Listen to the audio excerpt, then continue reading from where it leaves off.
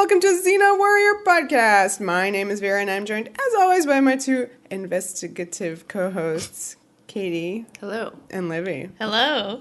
What are you guys investigating? We're investigating how to record a podcast. I hope we learn soon. How does it work? We only have a little bit more to learn. How much effort goes into it? Let's find out. Yeah. We're on an episode today that's funny. It's a funny one. Sure. We call those comedies. Yeah. Comedy, yeah. It's a comedic one. In the comedy genre. I think this is a popular one, right? I think so, judging by the reaction of our listeners. People have been anticipating this. Yeah, exactly. And I think it has, a high IMDb score or whatever. Yeah. So, I think so, but didn't we say that a lot of them do? Or, mysterious I don't think we should go by ones? IMDb scores. You're right. Screw IMDb.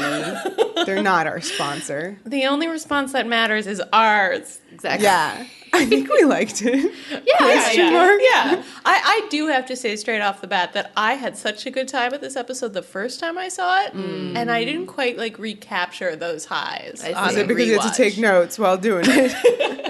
I think for me, the concept is so much fun that if you don't know it, if you go into it cold, then the surprise of it is really entertaining. But the joke is less funny when you go back and revisit. You know what's a joke? How I literally didn't remember what happened in this episode last week. It's surprisingly I was lot. What do you mean? They're making fun of you. And then I was like, oh wow, I did not remember all these important things that happened. Yeah, you think you're going into just a regular comedy, but then it actually is forwarding the mythological plot in a major way. Major way. Well, we are talking today about episode 613. You are there. You are there. Hi, Walter Cronkite. Written by Chris Black and directed by John Lang. Okay, both of these are unfamiliar-ish names, but they have both done Xenas before. Chris Black has previously written Amphipolis Under Siege. Okay. And we really admired his work He there. loves a Xena Ares. He loves a Xena Ares. He wrote Ares a lot of funny lines in that episode, and we praised him for those lines.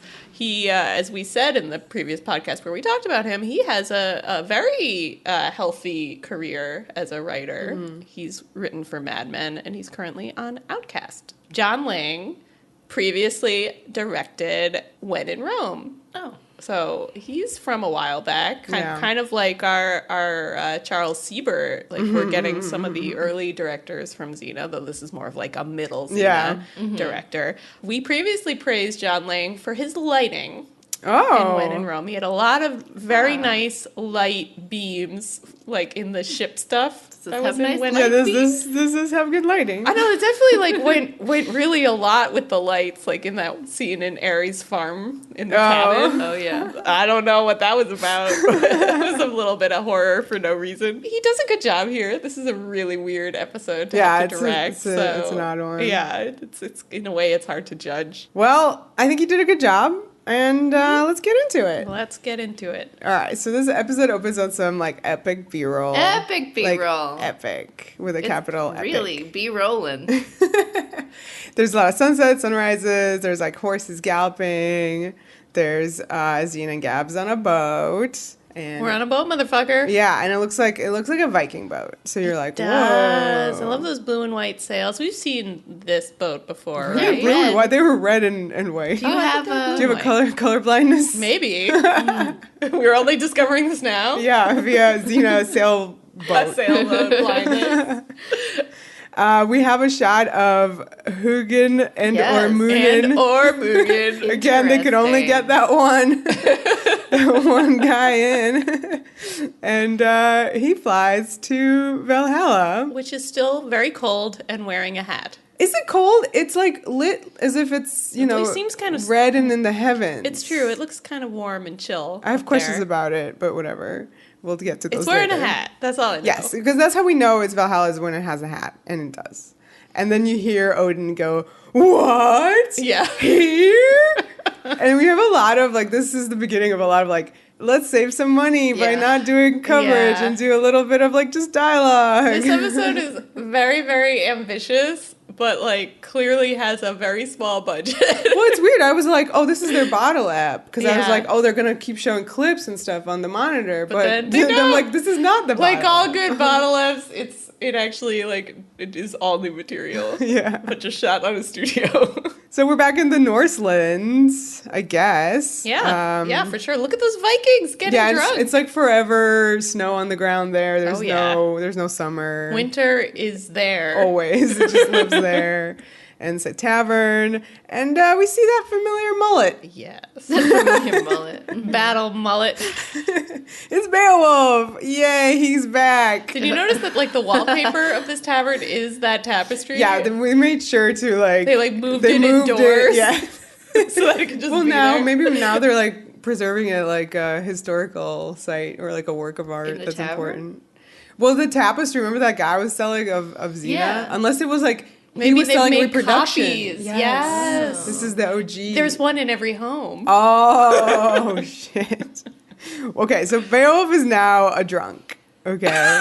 He's like very into his like frothy brew. Looks pretty good. Okay, what? It looks like a root beer Yeah, float. they always look like a root beer float, like when the root beer kind of like settles and like the foam is just slightly less than good looking for the Instagram, you know? Like that's how they're drinking it. He's going to town on this ale. He's like turning around as like a hand grabs him on the shoulder. Yeah, it's sort of like Creeper Cam Yeah. coming up to him. And he burps. And I thought that was really funny. You would. So it's Gabs. Oh my God. And they kind of have a Yeah. friendly reunion. Well, she's happy to see him, but he's very casual about it. And I was Very like, that's casual, cool. like, oh, hi Gabs. Yeah. Casual. I was so pleased by this at first. I was Yeah. like, oh, he's over it. Thank God. But then they immediately just call attention to it in In a weird way. crazy Yeah. it is This weird. I very thought- unnatural. Who goes like, oh my God, you don't seem in love with me anymore. I'm not into that. It's really weird. Strange. Also, like, why can't he be, nursing his like PTSD from the whole Yeah. ring cycle situation? Also, Yeah. what happened to his son? His little buddy? His little buddy son? He's just gone. Yeah, maybe that's why he's a drunk now. Yeah. Come on. They had a falling out. Like, just please, let's respect this. Like, why must he be in love with Gabs? My favorite part about this is that even when he's not in love with Gabs, like he and Gabs have this nice little, oh, hi, how you doing? So nice to see you. And then like Xena kind of sidles up and is just like, Hey. What the hell was that? In any case, yes, it's some setup for later that clearly is just like not a natural way of anybody speaking. Like, I would give it to Xena Sure. to be this way. Sure. I mean, that's how I would greet Last Gabs. Yeah. time I saw you, Well, Xena says that she's there to see Odin. then some Valkyries immediately appear. Oh my God. Literally immediately, they're like, "No, you're not." Like just. Or either they're like, yes, you are. Or like, we'll take you to him. Or it's really confusing. I forget. They say if you die a hero's death, they'll escort her up to Valhalla themselves. And she has this weird line where she's like, that's part of my long-range plan. I know. I was like, what? Wow. Yeah. Put a pin? Yeah, that was Okay. that was a very loaded line. She's working on it. Yeah. What are we watching? What are we watching? Did you notice that all the Valkyries have like the same like really shaky accent? Like, Yeah. Yeah, I couldn't tell which one this was because I was like, oh my God, is this Greenhilda? Led is by this- Queen of Accents. Yeah, exactly. None of them can quite do American. That's just like a prerequisite to be a Valkyrie. So yeah, the Valks are like, you don't need Google Maps, you know how to get to Valhalla yourself, and then they fight. And this is like a big But- fight that you don't get to see. Yep, this is the first off-screen fight there. You know, Xena throws them out of the tavern. And, you know, the first thing we notice here when we're outside of the tavern is that suddenly we're in a documentary or something. What's going on? What's going on? Yeah, we get like the handheld camera. We suddenly see visible crew members. What Yeah. is happening? We see Michael Hurst, Yes. guest star of the week. He's wearing a little, like, vest. And he's doing a sound check. Yeah, that's odd. That usually does not happen. I would assume on that this Xena. would all have been in the what's it called? promo for the next true. week. That's true. Surprised. Yeah, you're right. But of course, if you're just binging, you're going to be Yeah. like, this What? seemed like a normal episode, and now this is Yeah. happening. Right. So very jarring and strange. Yeah. Considering we're in ye old ancient times, and now we're looking at a boom. We are, and he is playing Nigel. That is the character that Michael Hurst is playing. He is a reporter, and he really wants to get the story. That's his motivation. Okay, good. Get to I'm the glad. truth. What I'm is glad. the story? We'll find out. Yeah, stay tuned. On You Are There. You are there. So I like this moment where he the Valkyries fly out and he's trying to get an interview with Xena. So he pushes through them and he's like, "Sorry, Valkyrie, sorry." Yeah, I like sorry, that. Valkyrie. I also really love, for the most part, most of the characters don't seem that surprised to see an Yeah. investigative. I Yep. cannot say that It's word. gonna be a tough fine. one to say. To see a reporter That's fine. and his crew there. Yeah. But I love that there's one Viking in the background in one of the wide shots who's just staring. Oh, Just, shit. staring. Oh my being God, I like that. I like mean, that. maybe he's like, ooh, a TV camera. Right. I want to be on TV, but it kind of Maybe he's the only one who sees who can the tell. truth. Yeah. What do you guys think of this decision to have the show just kind of weird? Put this here and not make jokes about it or explain it? Oh, just the whole conceit of the Yeah, episode the whole entirely. conceit how of do the we feel about it? episode. Oh, I thought we would get to that when we busted into the credits. which we're about About to do. you, yeah. But I think it's a fun experiment. I think it's perfectly of its time, and other shows were doing similar experiments and things like that. So props to do it. The show does everything. I have no qualms with it. It's not my favorite device in this show specifically, but it's funny. I don't know. Yeah, I do have problems whenever Yeah. it goes to modern times. So this Yeah. kind of This almost isn't that. It It's isn't not- it's that, but it felt feels that like way it. when they're walking outside of the studio. And Yeah, I was later. oh no, are we gonna pitch to Rob again?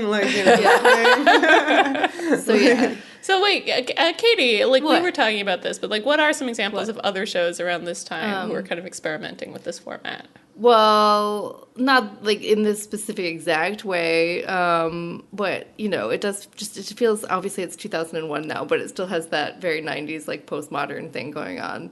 So the first thing that came to my head as a genre person was X-Cops, which is the episode of the X-Files. Oh, yes. Where they're on an episode of Cops, yeah. which is synergy because they're on the same network. Yeah. I think that is a way more successful episode than this one, but it's not quite the same. But that was great, and that was actually, I looked it up, and it was 1 year almost to the day earlier. Oh, So excellent. Xena did not do it Well, first. You Are There did it first, and Oh, yes, which you're we'll right. talk about. But yeah, there's a whole bunch of examples. I think Buffy does a kind of a. Oh, is that the one- 7th season episode? Yeah, that's later. The Storyteller? Yeah. Yeah, I forget what that's called.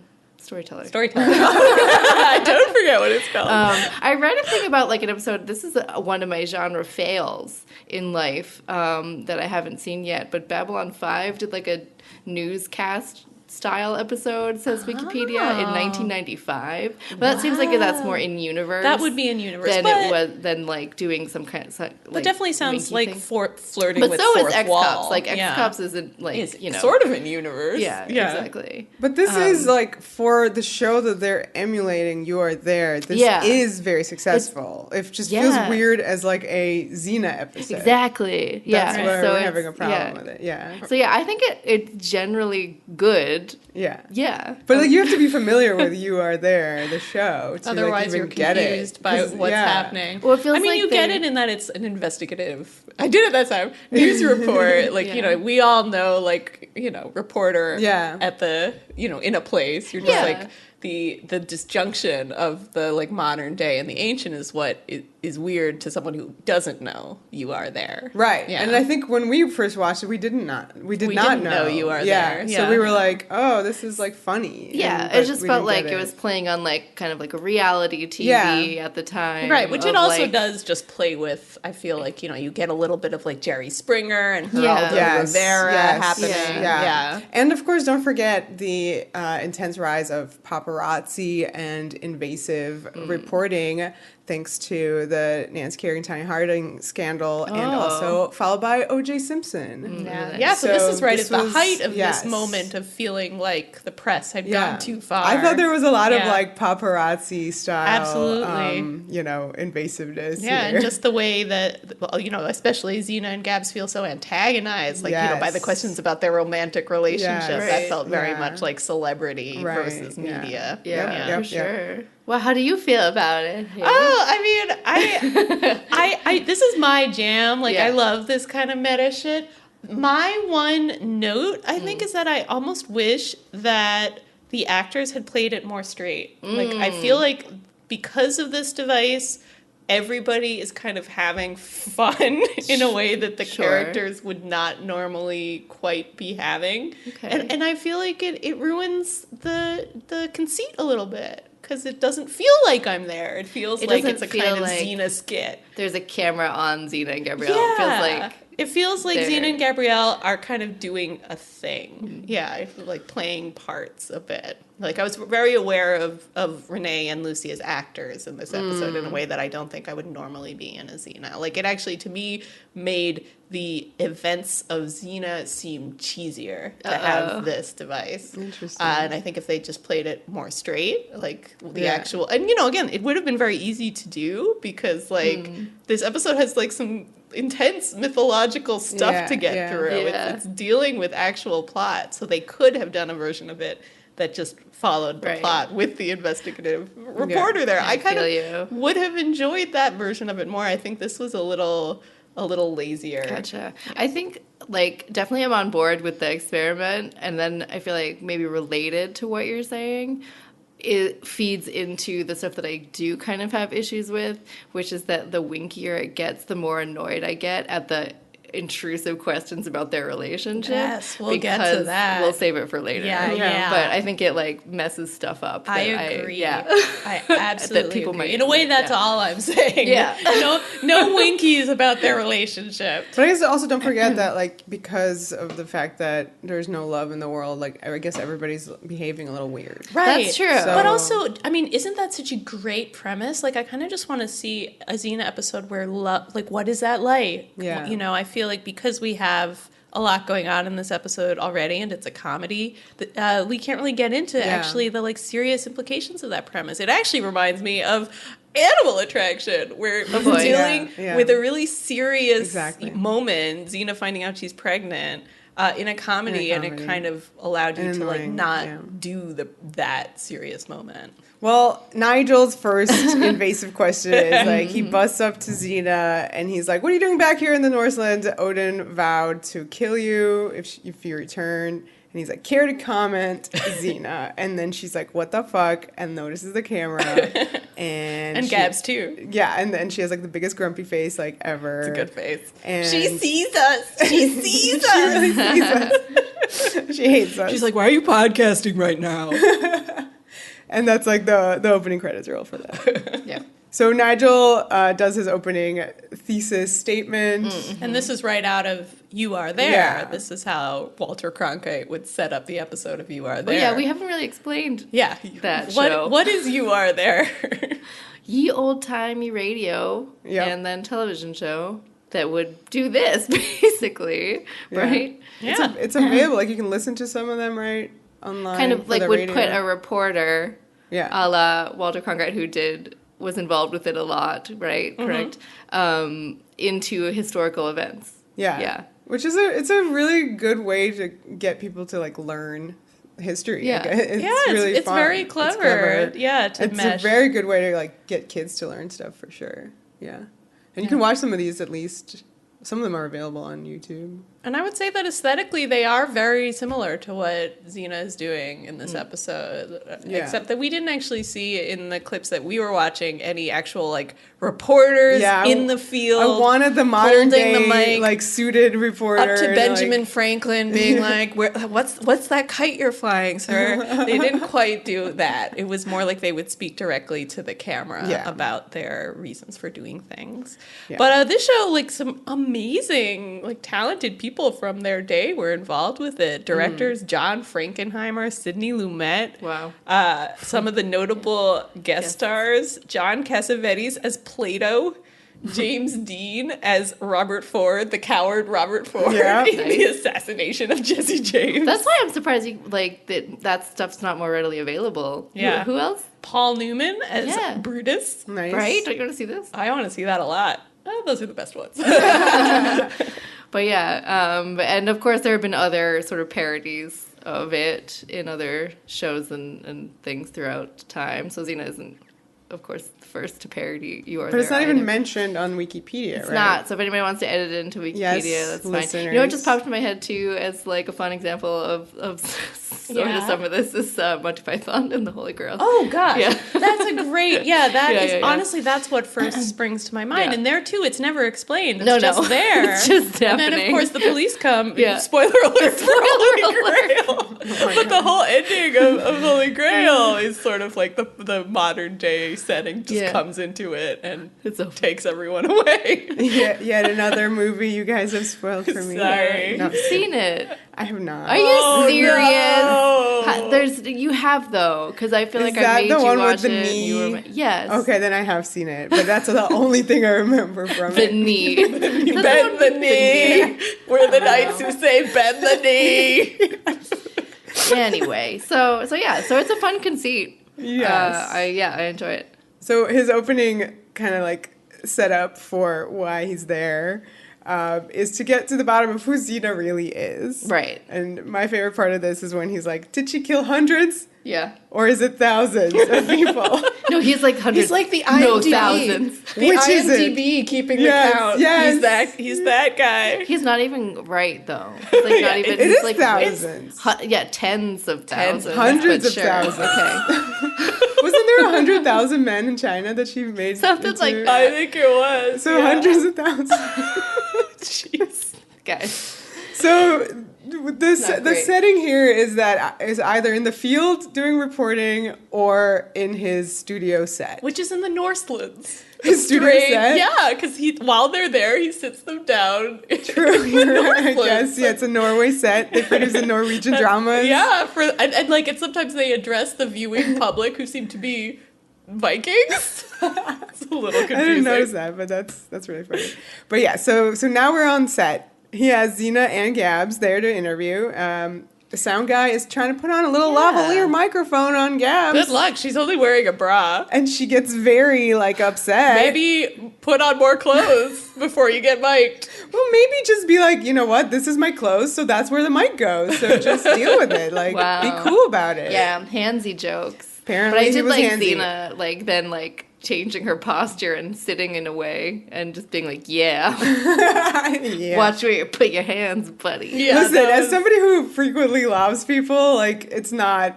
It's not fun for the person applying the mic either. That guy was probably very Uncomfortable. I wish she was wearing a blazer. Just trying to get out of the situation. Yeah. Oh, God, dude, I've been there. Shed a tear for the sound guy. So Nigel introduces Gabs with her official titles, Gabrielle Battling Bard of Potadia, and she's very happy about She it. loves it. She does a little scrunchy As nose. we remember, Gabs loves attention and getting to do a kind of performance. Yeah. That's what she went on camera later she's herself. all over this shit. Yes. He does this brief synopsis of the Ring trilogy, and Xena's very confused as to how he even knows anything about it. Right, and then Gabs I love this little moment where she leans over and she's like, everyone's seen the tapestry. Which was fantastic because I think when I was watching it, I made a little joke in my head oh, he's seen the episode, and then she turned around and went, He's seen the episode. Yeah. Cute. So he says this thing to Xena where he's like, I know there's no love lost between you and Odin. And she's like, that's just it, wink, wink. That's why we're here. And you're like, oh, the episode. I do wish that she just said it, and then we wouldn't have this whole annoying episode. Because she needed issue. this reporter guy to do some investigating just because she wanted him to do his job. Follow the love. We have hilarious things insert shots of, this was funny. you know, the stuff, This like, insert stock photo. yeah, stock photos. It's so funny. Like, so we have Grenhilda as a stock photo. Yeah, and As the the monster. apples later Yeah. we'll get. Yeah. This is always funny. My particular favorite was when they do the artist's rendering of Valhalla, which is Yeah. just the same It's the shot we've same always shot, seen, yeah. which is in fact yeah. an artist's Oh, rendering. this is so deep, you guys. Oh, the so dream many is letters. collapsing. So, like, Nigel starts really getting on Xena's case. Yeah. He accuses her of having come to the Northlands to kill Odin and replace him as God. And my favorite part about this is the way that Gabs, like, slaps her hand over Xena's mouth to stop her from, like, kind of getting into it with Nigel. I thought that was really cute. Yeah. And then after she stalks off, there's this funny bit where Nigel turns to the camera and is sort of like, I think that was good. I really had her on the ropes. Oh, yeah. I thought that was cute. I do think Michael Hurst does a really good Oh, yeah. job of Yeah. just with this character through the episode. Totally. It's very, very silly, but very entertaining. Next up, Nigel goes to the River Styx to interview Sharon. Remember Sharon? So I love that I think this is the first we've seen the lower thirds. Yes. So Sharon gets one. Oh, yeah. It's just The says, Boatman of the Dead. Boatman of the Dead. And We should note that yes. you assume with Michael Hurst as a guest star that this character is played by Michael Hurst, but it is not. Yeah. But he also, like, it's so good that you're like, would never of course know. it is. And then it's like, not. And apparently the face prosthetics are... Or Michael Hurst. Michael They Hurst? still had it from him playing Is that why Sharon. they sort of didn't fit? They're yeah, I think so. They've got another actor named, I think, Peter Rowley or Yeah, it's Rowley. his buddy. Who's friends with him, and he wanted to do it. That was the original joke, is that he was Yeah. going to play a reporter and interview himself. Yeah. But they just didn't have time, for him to it's go a in huge and out setup. of that Yeah, prosthetic. So they hired another actor who worked closely with Michael Hurst to get this performance right. And I think you probably wouldn't know it's not him. No, it's really good. It's very Yeah, close to what yeah. he was doing. We haven't seen this character since, I believe, Mortal Beloved. Wow. Yeah, it's been a while. Well, he's interviewing him, asking him about like all the people that Xena sent down there because she's such a killer. And he's like, sure, she sent me some heavy hitters. Elena's of Mycenae? We remember her, Elaine. What? She's Elaine. Okay. Remember we I shipped with Minerva? Athena. think I have to. Oh, her. Yeah, I was gonna say I have to Athena's watch the show girlfriend. again. Okay, thank you. That's so much better. I don't know why I Yes. called her Minerva. I got really confused. Yeah. Velasca, who is like her clone. Yeah, from they look before. so alike. Yeah. Mark Antony, Callisto. We know Yeah, who that is. Yes. So- Who's she? Now, who is she? And he says you could even make a case for Caesar, right? Right. Yeah, because of her influence. Yeah. I guess. She- But he went somewhere else, didn't he? I don't know. It seems like everybody is suddenly going back to the Greek underworld. Well, these They- guys are all Are either Greeks. Greek or Roman. So I guess you can make right, a case. and the Romans yeah. obviously worship the Yeah, versions you of the have, Greek gods. Minerva.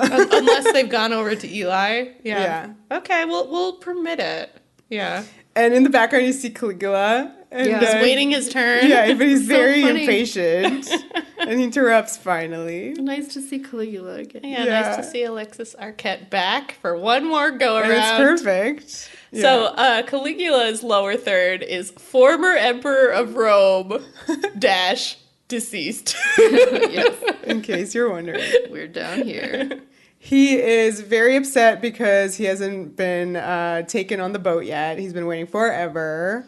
That would be And- me in line. Come on. I mean, he's first, so it's like even more annoying. Since this is hell, you feel like they should just do the thing where the boat never comes, and that's your torment. It's just to wait for the boat. You're gonna put Sharon out of a job? That's true. I don't want Sharon to not get paid.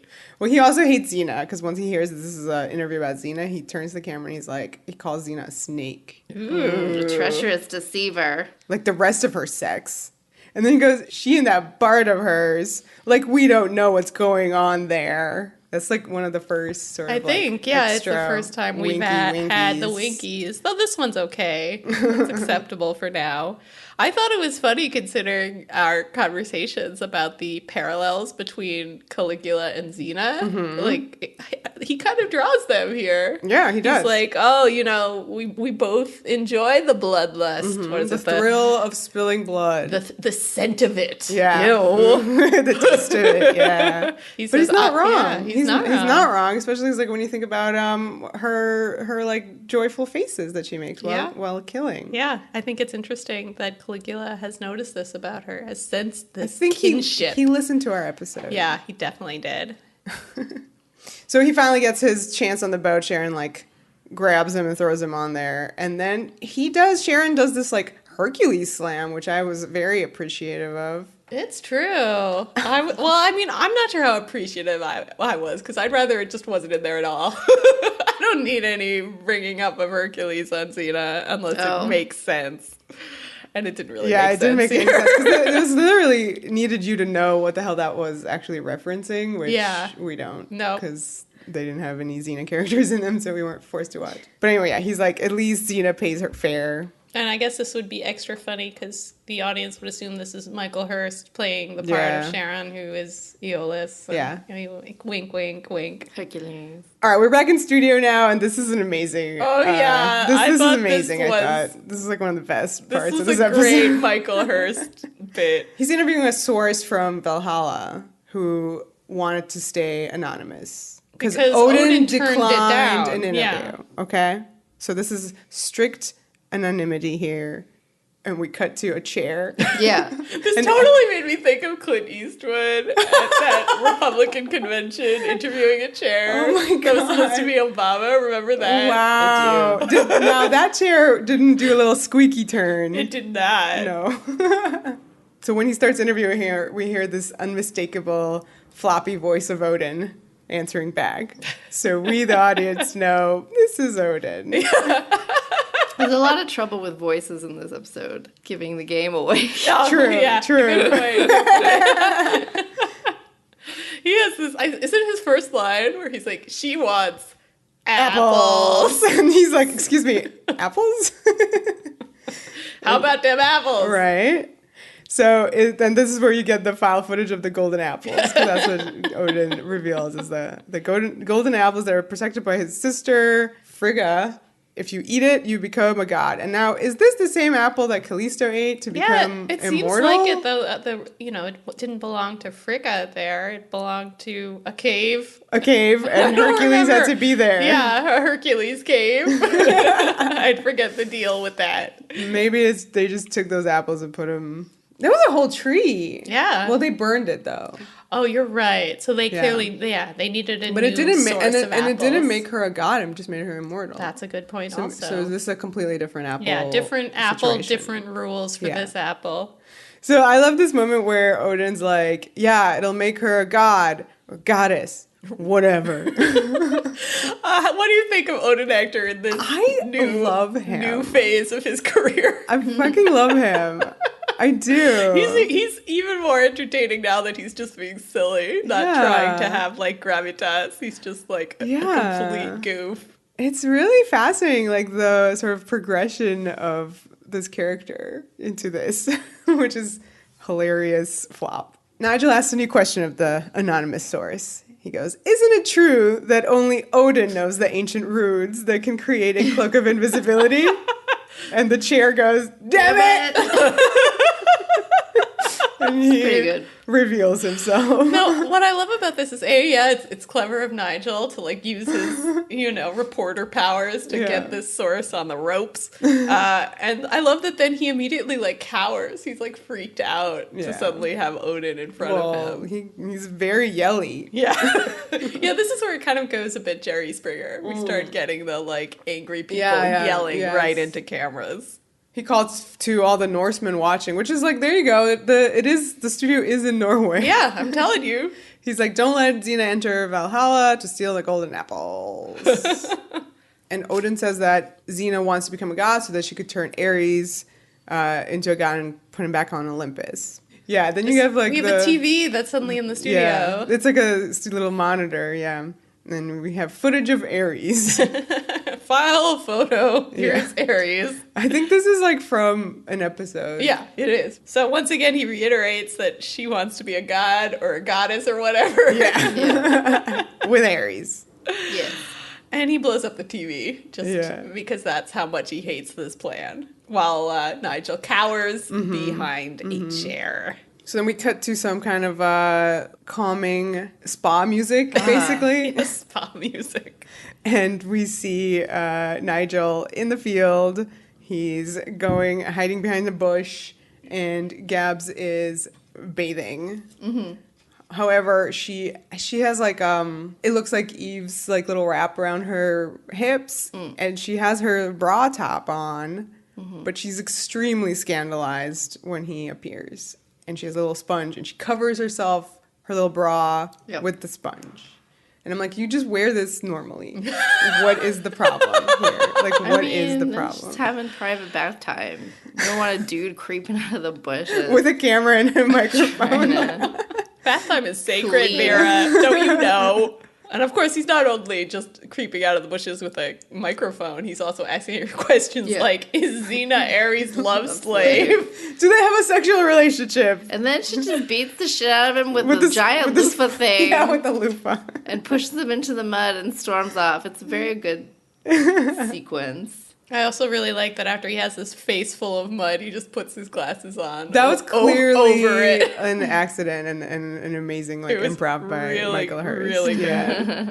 So Nigel then goes to follow this up with an interview with Ares. Yeah, this is great. So we're back on the farm. We hear the hillbilly music. Yeah, he's still there. Shirtless. Hillbillying, shirtless. And he has the root beer. He's drinking it. I wrote very specific me reference. Here it comes. Ready? Like a LaFouse brew. Yeah. At Disney, where it has like the fake foam on top made out of whatever stuff, sugar. Tasty. And it's like all over him throughout the scene. Now, face, chest. You and I know from personal experience that a Disney LaFouse brew could be easily mistaken for actual beer. It looks like a beer because you're at Gaston's Tavern and it's supposed to be like you're getting a beer, but it's like a frozen apple juice. We saw a guy who ordered a beer and was like scandalized. Yeah, that it wasn't. I loved that guy. He had an accent. It was amazing. I quote him all the time. And the people had to be like, it's not a beer. And he's like, it's not a beer? Hey! He sounded like the Fonz in my head. It was weird. Oh, it was really good. So you get the point. It's very theatrical foam. Yes, exactly. And this scene for me was the most kind of like paparazzi. Maybe because he's like hammering on the door, and then when Ares eventually answers, he's shirtless. Yeah, it just felt very like busts what? in.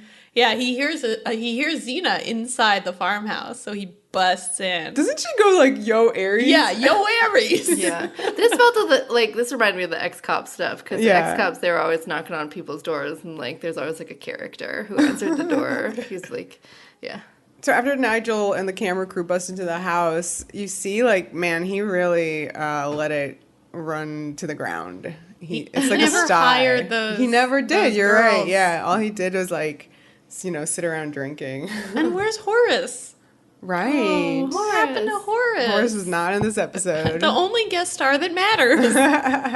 So yeah, it's pretty embarrassing, and Ares is kind of like, he's bitter, he's embarrassed. Yeah, he's like, don't look at it, don't look at it. Ah. And he has like the beer foam mustache. Yep. Like for comedy. He also still has the like weird hair that we don't like as much. Yeah, it's too long and puffy. Yeah. So this confirms to Nigel the fact that Xena is like coming in for some reason, exactly that moment, that yes, they are in love. They're shacking up together. Mm-hmm. Crazy. But then Xena kicks him out, and the crew. Yeah.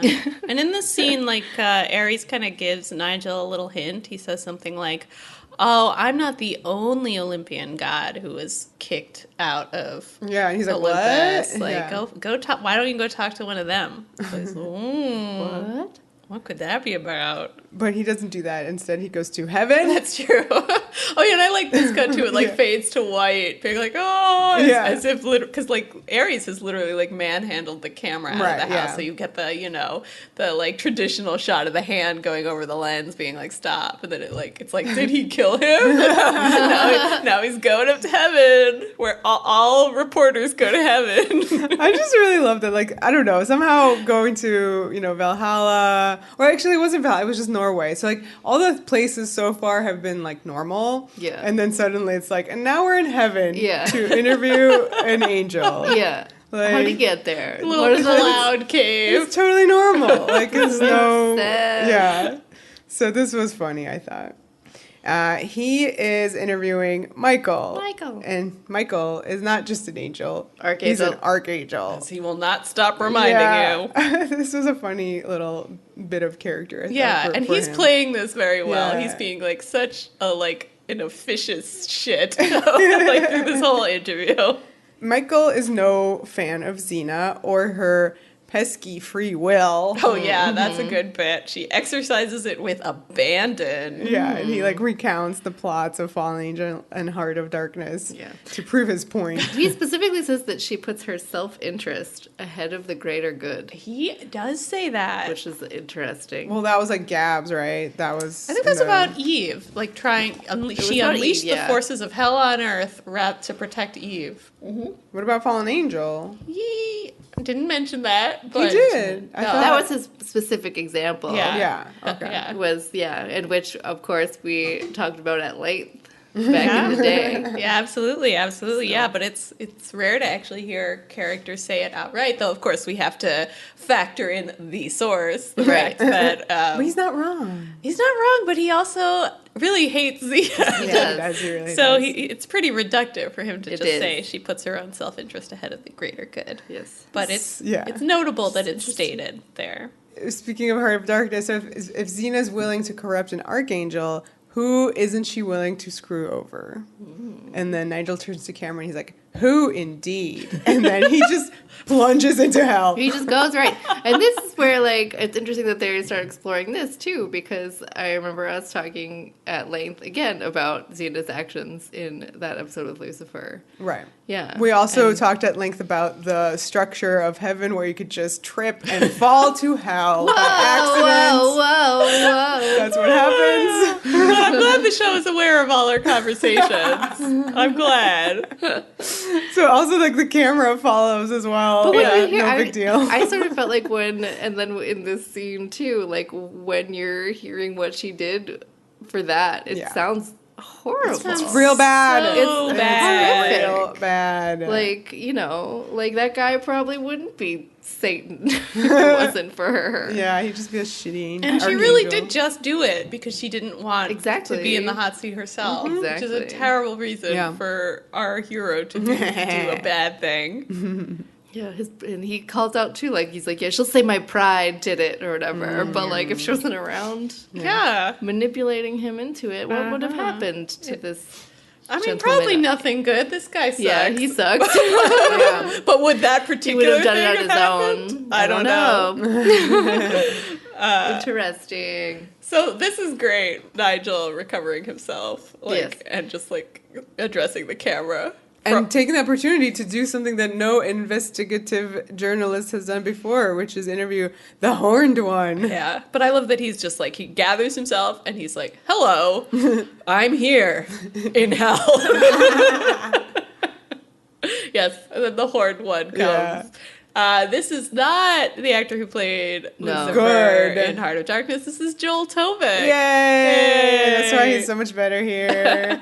And I thought this Lucifer performance was very Buffy. Yeah. It is. Oh, it's really lovely. But and the writing too is like very jokey and fun. Nigel accuses him of trying to cover things up. And the devil's like, I'm the devil, you idiot. I'm really bad. I'm evil incarnate. Why would I be covering anything up? Lucy thinks that... Oh, I forgot about Lucy. that Xena's do-gooding will outweigh all the murders. So she's going to escape his wrath. It's so weird how this episode seems to be in direct conversation with Fred Denis. Like, of all the episodes to be talking about these issues, you are there? Yeah. What? You are happening. there. So yeah, but then he's like, I can't wait to get my claws into you, Nigel. And see, this is where it's like reporters and paparazzi, they go Are to you hell. one of mine? He's like, no, I'm a member of the Fifth Estate. And he's like, psh. And he faints. Yeah. Right. So, but then he recovers outside in the field again, no longer in hell. He now is busting in on Eve and her horde of Elijahs. They're doing a little prayer circle. They really look like they're at a yoga retreat. That is legit what's happening there. He's like, I want to talk to you about your mother. And Eve is like, no, let's talk about the God of Eli, who teaches us to walk the path of love. She's doing her usual performance right now. But then he continues to press her with questions about Xena. And she loses it. Yeah, this is great. This is a really funny. Love it. Love it. She shoves him and says, you little shit. If my mother is with Ares, you can bet she's got a pretty fucking good reason. This whole thing is bananas. It's just so hearing good. it, like, outright, like, this triangle. Oh, right. Yeah, when he's like, oh my God, does it bother you that, like, when you were sleeping with Ares, he was probably thinking about your mother? You're like, oh my God. It gets more and more bleepy, more and Yeah, more she's like, you stay the fuck away from me or I will kick your fucking ass. Her followers have to hold her back. Yes. Yes, they do. Nigel refers to it as a bloody menage a trois. Ooh, Which which sounds good. gross. Oh my God. Ew. My favorite part is, whatever happened to walking the path of light, Eve? And she's just like, fuck off! A++. Love seeing this. Yeah, and it has to be said, we've had such issues with the character of Eve. Why is she so different from Livia? Why are these like two different personalities? It's so nice to kind of see Livia as Eve. Yeah. That's just one Well- of the problems with this situation. That they I don't know, the ball dropped on this plot line with her and Christianity, because it didn't need to be this way. She could have been a more interesting person. Yeah. She would have been in her own. She would have been more interesting in her own spin-off. She really would have. Yeah. But Nigel wasn't wrong where he said a shocking display from the messenger of Eli, but not so shocking from the daughter of Xena. Which is so true. Livia that's who she is the daughter of Xena. Exactly. She's in there, and she's in the. It's nice to see evidence comes that out, she's in yeah. there. Adrian has so much fun with this scene. She talks about it and how, apparently in the script, none of the swears were there. It just said, bleep, bleep, bleep. So she got to set and just, went off. And, everybody was shocked. No one had, for whatever reason, they hadn't been expecting her. Was she supposed to say bleep, bleep? Yeah, I don't know what they Her thought. mouth would be saying bleep, bleep. She said that she wasn't there for the read-through. So You she mother didn't know. fudger. Yeah. Yeah, so she didn't know how they were going to approach that. Yeah, so and she said that it was very cathartic. The crew just loved it. Loved how angry she was. And I feel like it's nice, even just from a sort of meta perspective, seeing, in a way, this actress who hasn't been treated very well by the writing go off. In a way feels cathartic for us. I felt that. Being Adrian, you tell them how you really feel. Yeah, it's good, So Nigel says that Xena's enemies hate her, but her friends have a lot of feelings for her. Feelings of loyalty. And here's her friend now. We're in studio, and Gabs, Xena's sidekick, That is the lower third for Gabs. joins him for an interview. Because Gabs can't resist the I limelight. know! She's like, ooh, get me on camera. She's there to set the record straight. Xena needs the golden apples to save the world. Then Nigel asks her about the Ares thing, which is what he really wants to know about. Right, yeah, he has this funny line where he's like, it's not Xena's lust for war that drives her, it's her lust for the god of war. Oh, yeah. Eyebrows. But I love that Gabs just kind of laughs this off. At first in a way that seems like business as usual. She's just sort of no, we're not we don't talk about that. But then she like denies it in a way that actually seems sincere, and then it gets confusing because he shows her the receipts. Yes, he has the receipts. We get the monitor back out again. He shows her a Xena Ares supercut. Xena Ares supercut of receipts. Yeah. And Gabs just kind of does like a little angry gulp, I would describe that as. It says like, oh yeah, well, they have history, but that doesn't mean anything. But like in the soundtrack right now, or like you hear the supercut still going, and like what you hear is panting. Like moaning and panting of Xena and Ares. That's funny. That's a good touch, I guess. Yeah. So Nigel asks if her own feelings for Xena might be confusing her here. I know that Xena is more to you than just a friend. Right. She says, she's my best friend. Which we all know is code. Right. But anyway. But suddenly in this episode, the subtext is gone. It's gone. Where did the subtext go? So it's gone, and then things start getting, like, especially by the end. Yes. We'll talk about that more at the end. No. But yeah. So yeah, he says something like, he tells her about Ares and Xena shacked up in like their little love farm, shack, love shack, shacked up in a love shack, and he goes on to be like, come on, how do you feel about that? How do you feel? He literally says you and Xena were lovers until you were replaced by Ares. Literally what is said, and you're like, what? And then where are you? Subtext, paging subtext. Episode plot comes in, and she's like, I don't love Xena. Oh yeah, very. Whoa. Yeah. And you're like, what? The gas. She literally says, I love you, Xena, every episode of this program.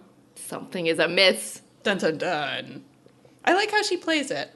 Yeah. I like that there is this sort of odd confusion. But it's like she didn't realize until that moment. Because like she's so used to that being there. She doesn't think about it, and then he made her think about it. She's like, oh, that's I don't. weird. Yeah, I don't actually feel anything about this.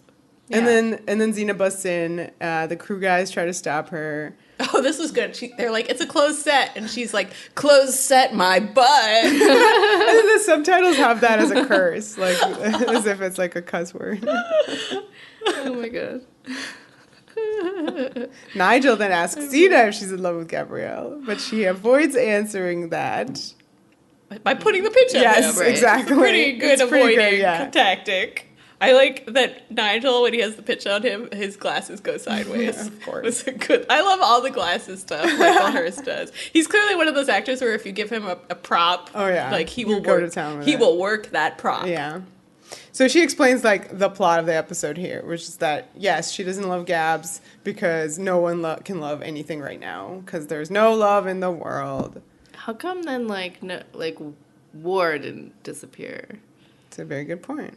Yeah. And how come that's they a remember, really good point. Stupid episode. How come they remember like the feeling of love and what their relationships were? Mm-hmm. Yeah. It's just like they know what it's supposed to be. They just don't have it anymore specifically. Yeah, I guess it's like falling out of love with someone. You're still going through the motions, but the feeling isn't there. When you no longer have love, the lust kicks up. Like you're super horny. I don't know. Because like that's what they were saying. I don't think those dudes in the brothel later are like hornier than usual, but it's just like she said business is booming. I guess it's just like if you don't love anyone, because they don't have to. You'll go to the brothel. She explained that specifically. She's like they don't have like their girlfriends and wives like that. They have feelings for like keeping them in check or whatever. So, but see, that means that they get horny. Well, it's just because they don't have that, so they don't. I don't know. Every relationship becomes kind of no strings. So anyway, Xena intends to go after Odin, and Gabs wants to know the plan. And now this is where they're outside the studio. Is weird. Yeah. And it feels like, like a weird. Roman centurion in a costume should go by, like as if you're like doing that thing of the Hollywood studio. Yeah, they like literally leave the set and they walk by like the building that the set is in. Yeah. Like for some reason that specifically, like this feeling of this scene with just the two of them in front of like the outside of a building, like I hated. Like, yeah, but I hated that more than just I don't know why. Like if they had stormed off into like the woods, that would be and fine. then it would be fine. Yeah. Like it was just some reason I was like, this is taking me out of it in a way that it was still in it when they're in the set. I don't know why. I have the set had kind of been, we understood the set. Yeah. But now you're like, I thought that his studio was in the Northlands, and this just looks like, you know, a major studio complex. I mean, I guess this is not as crazy as like the stuff that Hercules did, where like Hercules is posing as like an actor. No, but that kind of crazy I don't like that stuff. So yeah, it all ties in. Yeah. I do love this scene though. Yeah. I love this scene. It's so good. Yes, let's discuss. Yeah, Gabs is really mad at Xena for not just telling her the plan. Right. And she sort of says something to her like, I wish I knew the pinch. Like, then I could just force you. She says, like, I wish I could just force you to share your little plan with me. I love her, like, weird, pronunciation of your little plan. Yeah, she's like, why do I always have to ask you to spell it out for me? And then Xena's like, well, at this point, after all these years, you should be able to connect the dots yourself, Jesus. Like... She's also like, you're allowed to take the pinch off, but you're not allowed to put the pinch on. Which we have established. This is also about friend in need. Oh my god. This entire episode is weirdly about friend in need. Yeah, you watch this one and then you watch friend in need back to back, and then that's the whole show. Yeah, that's it. Yeah, so I mean, this is a reference back to Haunting of Amphipolis, where she learned to take the pinch off. So, but she's like, well, she's not allowed to learn to put it on because I'm the sidekick. Right. Well, that's what her lower third said, so. So, yeah, you are, Gabs. She's like, go ahead, I'll walk 10 paces behind you on your horse. And this is a great, best line. This is the line of the episode. Delivery. Go for it. You could walk beside my horse. So...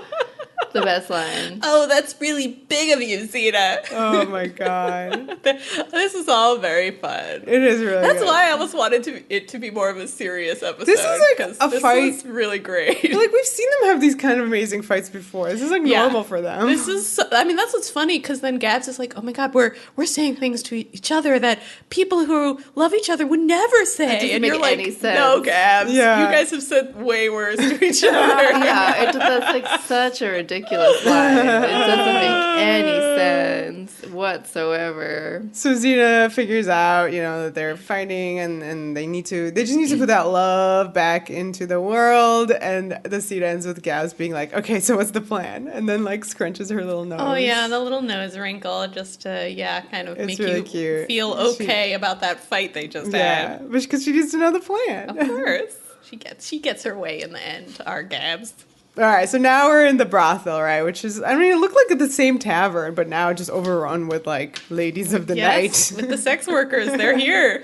They're having a good time. I love this madam. She's amazing. She is MVP of the episode. Yeah. She's real good. Entertaining character. I would like to know more. I'd like to know all the different things on the menu here at this bordello. Yeah, we only have 2 menu items. Thor's hammer, and if you pay a little bit more, you get the Ride of the Valkyries.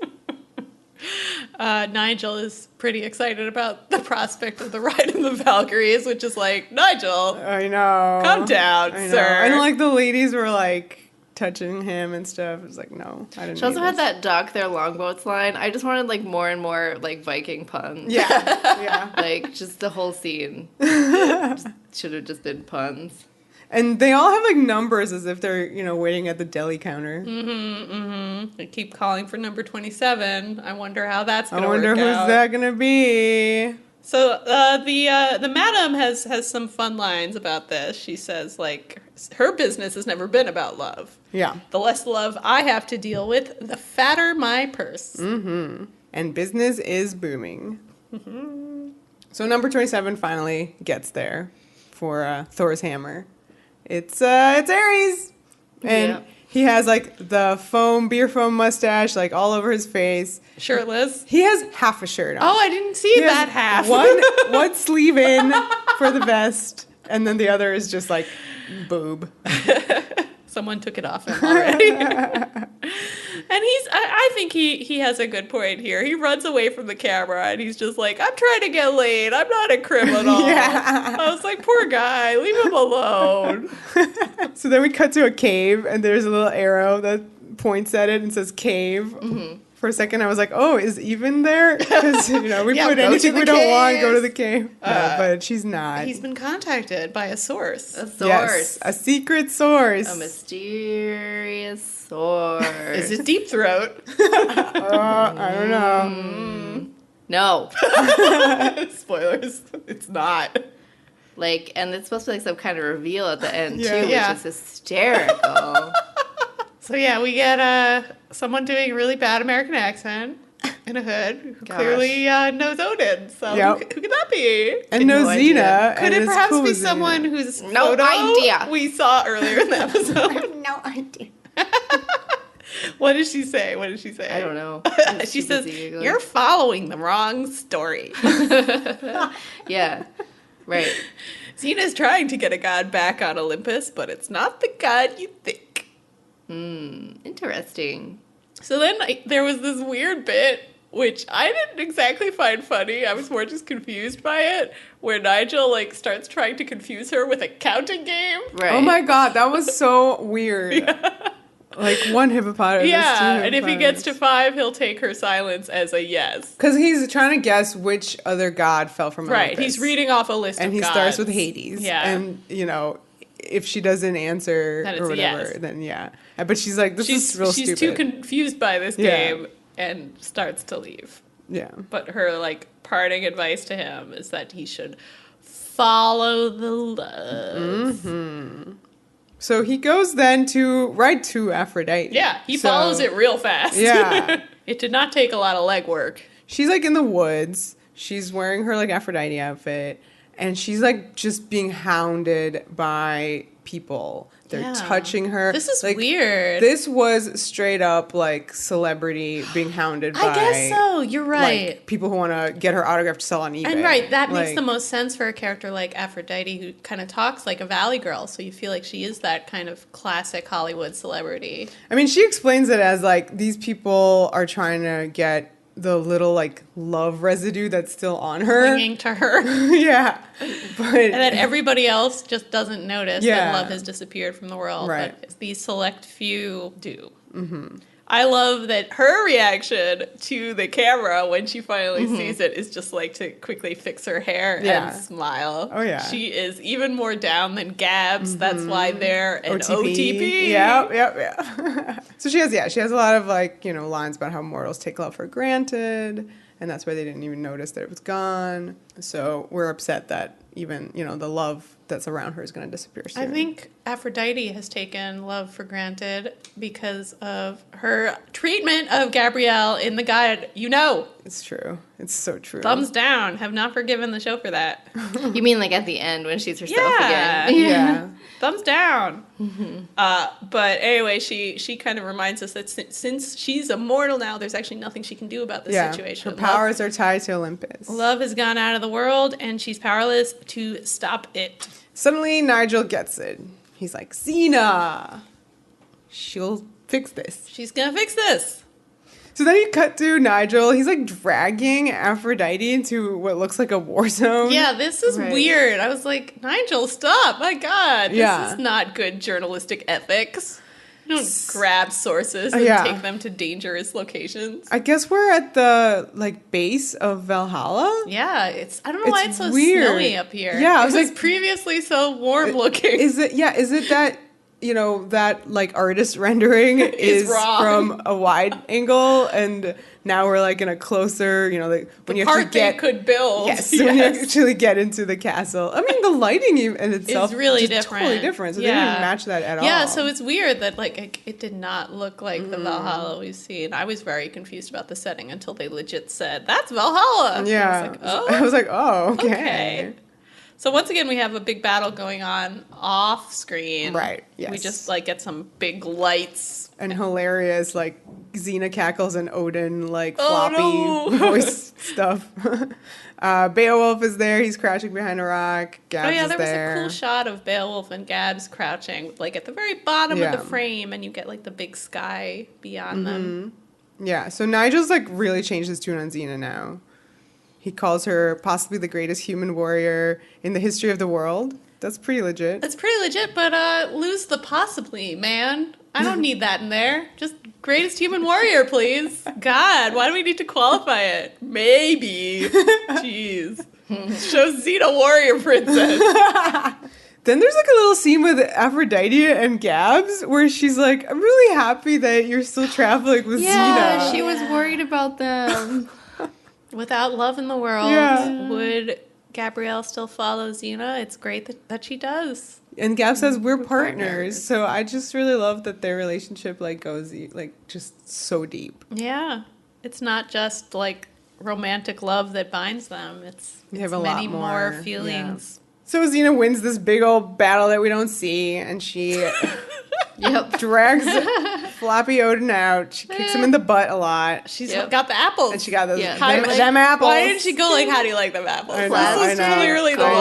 moment. Apples Yeah, they are from so like what is the The craft store? Yeah, the craft Michael's store. or something. Michael's. Like where you that's one, right? Yeah, I don't that do is craft. one. That is one. Where it's just like spray painted goes on a wreath or something. Yep. So funny. Nigel runs up for an exclusive, and he's like, you're not going to eat that apple. You're going to give that to Aphrodite, aren't you? Bring love back into the world. And Xena's like, I mean, that's not something that the Xena you know would do. She's such an asshole Nigel. about this.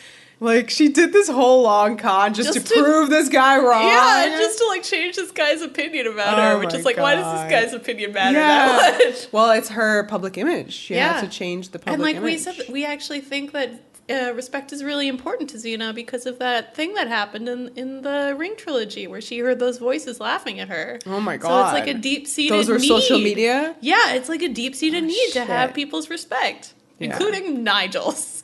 He's like, well, maybe I was reporting on the wrong Xena. He delivers that very well. Xena's like, maybe. But then Ares is like, maybe not. Well, okay, I loved when how she delivered that word, maybe. Because to me, because she goes like, it's like as if she gets cloudy, you know, like, and she says it like, maybe, as if she really is that person he was talking about. So it was like really deep for a second. I was like, oh my God, yeah. Like, she is all these things. Yeah. You can't lose the dark part of her. No. But no, instead it's because she saw Ares coming and was like, and I'm tempted by this apple, and I'm tempted by Ares' dick. Like, yeah. Is she really tempted? This was a moment why where did I wanted she the act episode like to be that? more serious because I was like, this is like a kind of being played like it's a real temptation scene, but Yeah. it's also way too goofy to really read as anything. You know, the stakes are not present. Right. You are not afraid that Xena is really going to do this. She gives him the apple. Ares eats it, and then he's like, "It's godifies. juicy." Immediately it's like fireballs. Yeah. Fireballs, He's like, fireballs "Yay." everywhere. So Ares is back to being a god. And meanwhile, Xena's like smelling her apple. Yeah. She's like holding it right up to her lips. You're like, We want it, precious. Oh no! And Gab steps up, and she's like, don't. Yeah. And Ares is like, there's nothing for you here. Get out. There's no love in the world, so Gary's as a ship also doesn't exist. Sad. Xena doesn't want Ares to be alone on Olympus. Yeah. So she's all like smelling the gonna apple take again. that bite. She's gonna go for it. But Gabs is like, no, don't do it. Put it down. She's a little worried. Yeah. She is worried. She has like a pleading little look. Especially because this is Xena without love. So what's What's gonna, gonna happen? pull her back from the edge if not love? Guess Gab saying don't. That helped. Yeah, that definitely helped. I mean, she kind of flipped like a switch here, and she's like, okay, Aphrodite will keep you company. Gives her the apple. Which seemed to be the plan all along. Yeah, Yeah. for sure. That's Why did why- she that's Given go the why episode. That's why did the she go through seduction it? was silly. Why was that there? Just to annoy annoy the viewer. Yeah. That's why. I mean, honestly, if anybody was still going around shipping Xena and Ares, Well, that would be really annoying. Like, because you're like, they do that and then it's like, in the build up to Yeah. the last few episodes. It's not the They last like thing. to dangle this possibility that they could still go there, even though they've really which closed is the part door of, on it. Yeah. Yeah. Wow. Which is part of the treatment of this stuff in this episode is silly and annoying. Yeah. It Yeah. feels it's about the audience, and you feel that You it's no longer you feel part like of you're the being characters. teased. Let's talk about it when we get to the Yeah, all we're right, so we're close. so close. So Aphrodite noms on this apple. She becomes a god again. Yay. And love is released back to the world Yay. with We this see visual. her sparks, her Yeah. gold, Heart. and then the little heart. Little hearts. Heart Special wave. effects. They're back. The love is back. So it goes over the immediate surrounding people, and like, oh my god, guys, if you were worried about Beowulf, he's fine. He's my God, immediately like, Gabs. Yes, it's so unnatural. It's so gross. 'Cause, like, he immediately like goes up to her to like touches her. Like, Yeah. go away, gross. Yeah. Like, and she's like, Yucky. oh, I hate it. What? Anyway, But but I think Gabs and that's- Xena smiling yeah. at each other through the hearts is That's well the worth part it. we gotta talk about. They have very good faces through this. And Yeah. I do think it's a nice little piece of acting, just kind of seeing the light come back to their eyes as Yeah. they look at each other. It's very sweet. So Ares tempts Xena with like the remainder of the apples, and she's like, nah, and gives them to Odin, who's like very surprised at this whole thing because he really thought He that really she thought Xena was just going to kill him and Yeah. become a god/goddess. or whatever. Or whatever. And she's like, go hide these somewhere better, please. And he should not be the one entrusted I know. to that. Well, his sister is, but she's Oh, yeah. not cast, so she's not in this episode.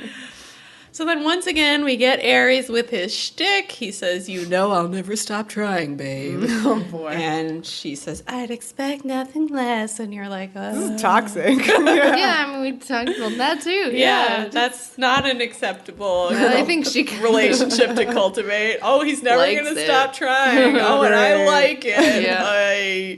Is that coin? Are you putting it in? Oh, yeah, I should. I'm just playing with the coins. I guess this episode wasn't that. It wasn't that problematic yeah. this week, but there you go. There's one. Ares and Aphrodite go to Olympus arm in arm, so I was like really into that. That was That was good. cute. Mm-hmm. Yeah. Yeah. Do that. Again, do with that as you will. siblings. Whatever you want. Yeah.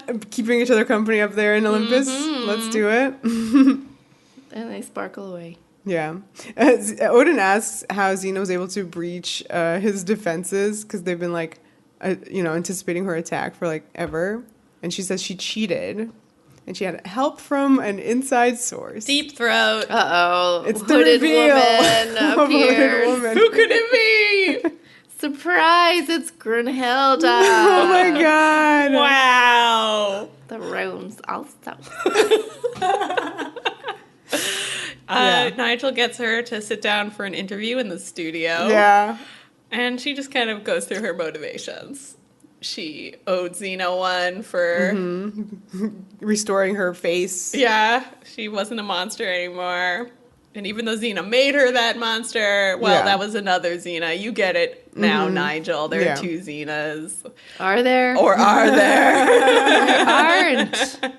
It's- she says the real Xena saved her. Oh my god. Which, sure. I mean, sure. Yeah. Sure. But there's not two Xenas. No. No. No. That can be like the more real one. Sure. It's just the one that exists.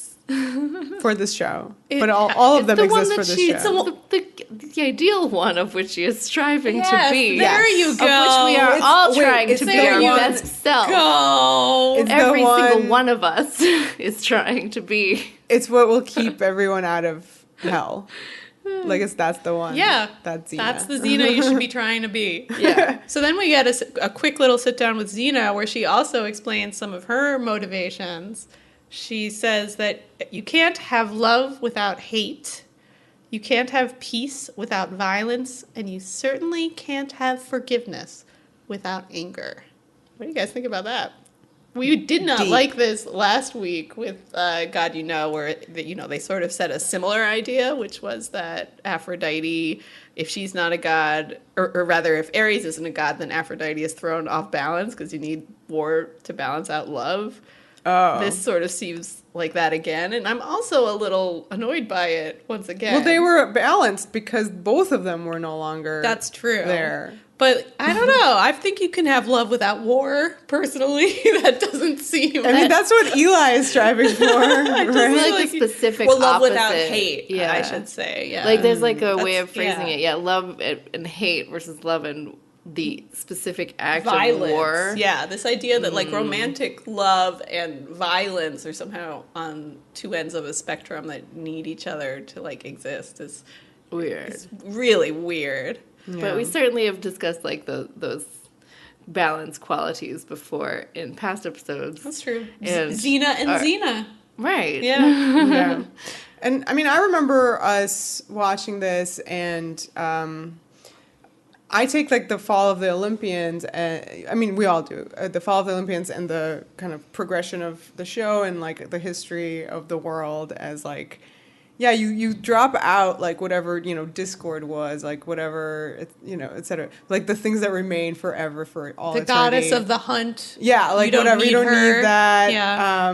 But like what is eternal is there is always war and there's always love, which is great. Those are the for gods one of who those survive. Yeah, over so like the- they over have the to years. survive because we still have that stuff. Okay. I mean, obviously they're still hunting and whatnot, and like Yeah, you all know. those other things are there, but I can see how these are the two big ideas. Like the big these from- are the from poles that, yeah, life is organized right, yeah, around. yeah. The Especially very- on this show. Yeah, so like while I would have loved for like all of them to be mortal and like not a thing anymore or whatever, some kind of progression of war away from like a god of war would have been, I'm sure, take that as well. But like, wrapping it up in this nice like little, this is why need these both guys these are still on things. Olympus is because this is a thing that's currently still happening. Yeah, and So- of course at this point Ares is not an antagonist. You don't feel like Xena is somehow dooming the world by making him a god at this point because he seems sort of like a relatively benign force. Wait, but what other gods, like all the other gods, none of their things are still happening? This What? is a really deep conversation. Yeah. I don't know. Yeah, I mean, the show doesn't go into a lot of detail. Did Yeah. people stop hunting? No. What happened to hunting? What happened to hunting? See, but it goes into then like if there's no Ares, then war is about like free will. Yeah. Okay, see, this people's is where it choices. could have easily been. But why wasn't love?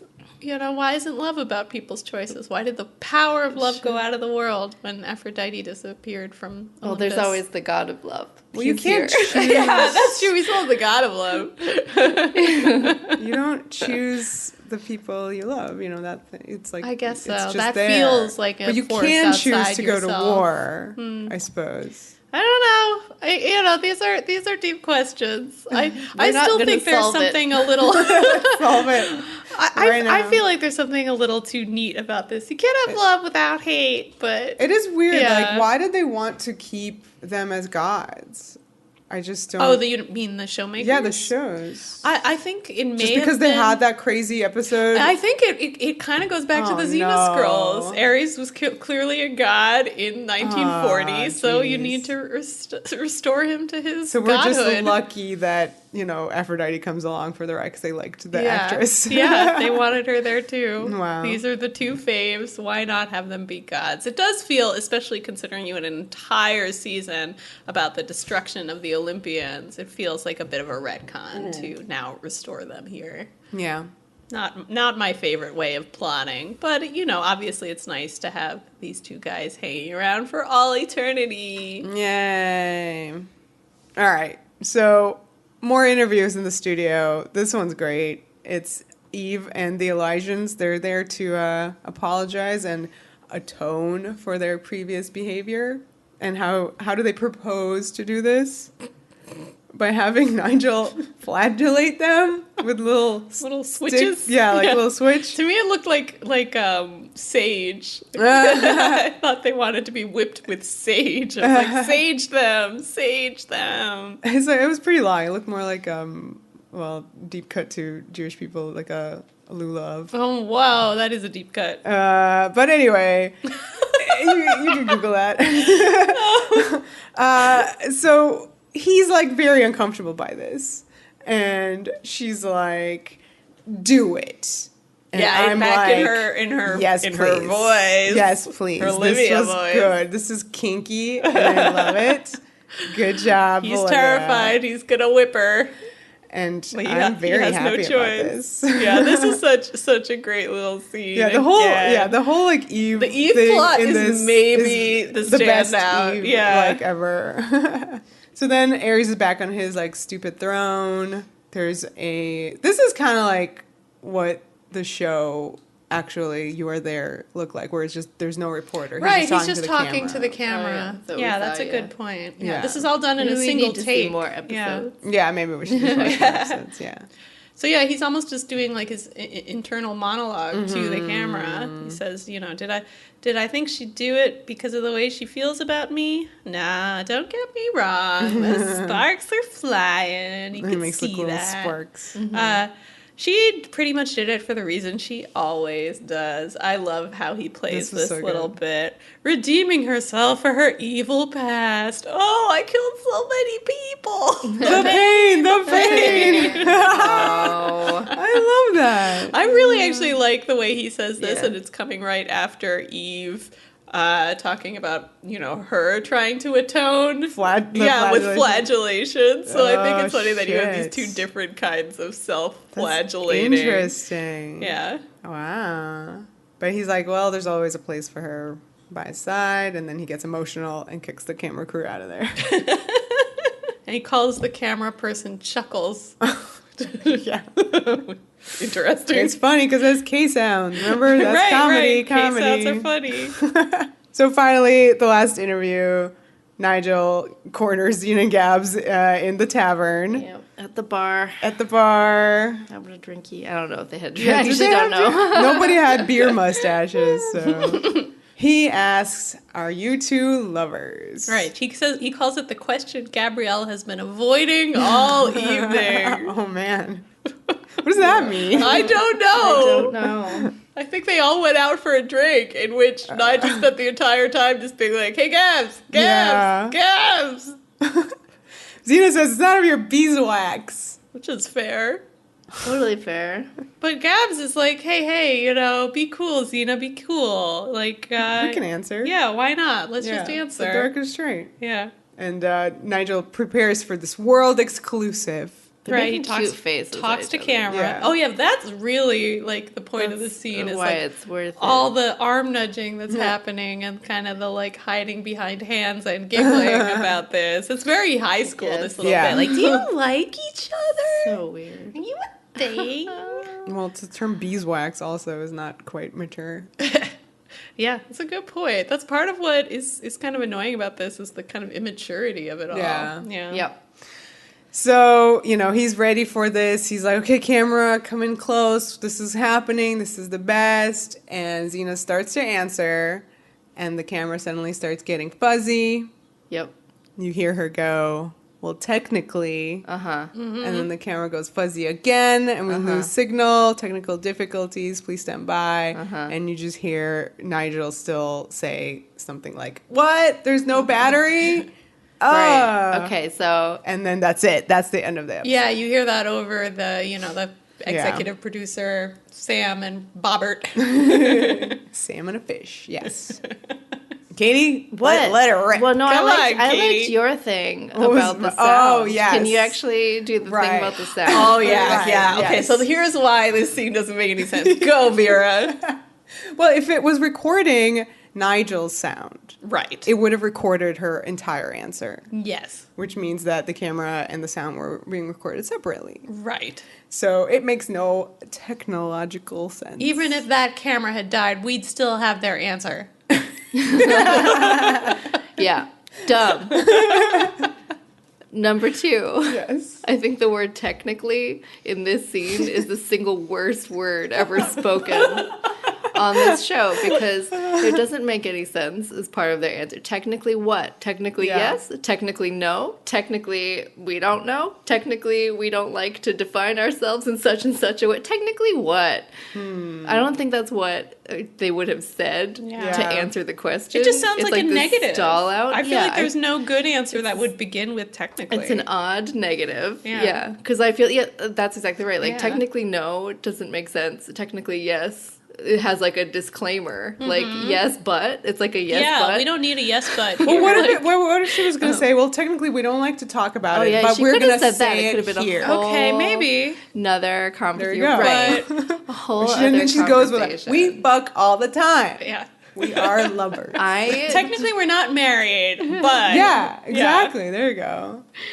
I just think this is annoying. I'm sorry if you like it, but I just think that the winkier the show gets with trying to say that they're in a romantic and or sexual relationship with each other in this way, it's just like it's annoying and it like I don't know. I have no other word for it aside from I find it annoying. I agree. And it just a little bit more in line with stuff that we say that the show normally doesn't do.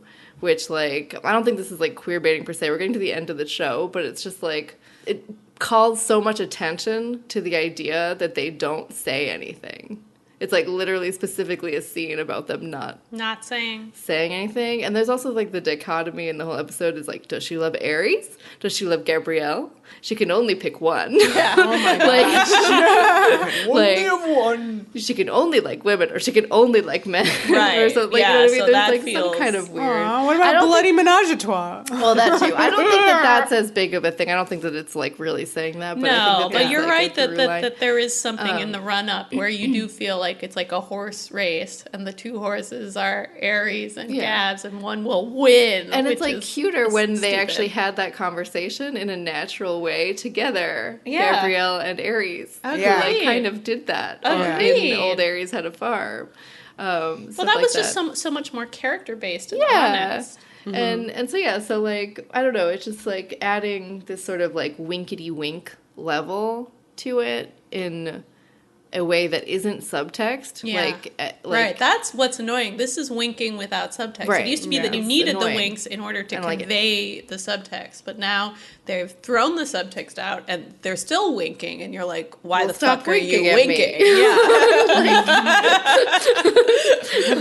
What's wrong with your eye? Why are you winking?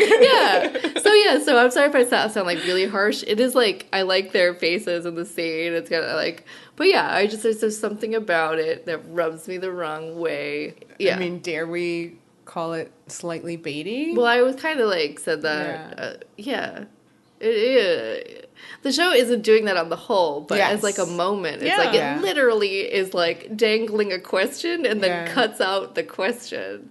I was thinking, I was thinking this is more about, I was thinking about the microphone some more, and I feel like his mic would have picked up their answer. Thank you, Vera. Yeah, I thought that's what you meant. Well, no, I mean, like, because they are also mics. Yeah, so, like, even everybody, if theirs broke. Yeah, like, their mics ran out of batteries simultaneously. His would have picked up their answer. It would have been he was faint, right there. But you could, like, raise the levels and clean it up in post. Yes. You still have it. Do you like it? Do you... No, I think everything you're saying is I agree. mean, this whole jokey tone I don't really like in the episode. Right. Like, even I like the fun. It's very funny, but I do think the more serious moments that are here in the episode should have just been serious moments. Like that whole bit where Xena seems actually seduced by Ares just makes no sense. Just feels like kind of incompetent in terms of like the directing and acting, because you have no idea what it's trying to do. But is it doing that thing that I said, which is that without love you get horny?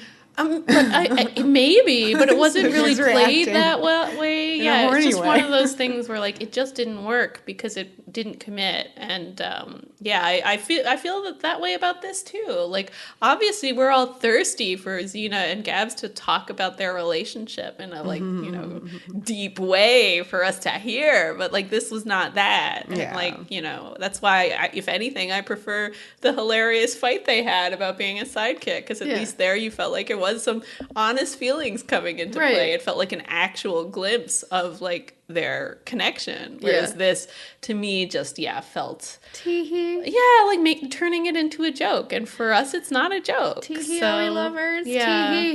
Well, technically, they got married in the ring cycle. That's what she was going to say. That's what she was going to say. We exchanged a ring, and then I melted it into a nugget.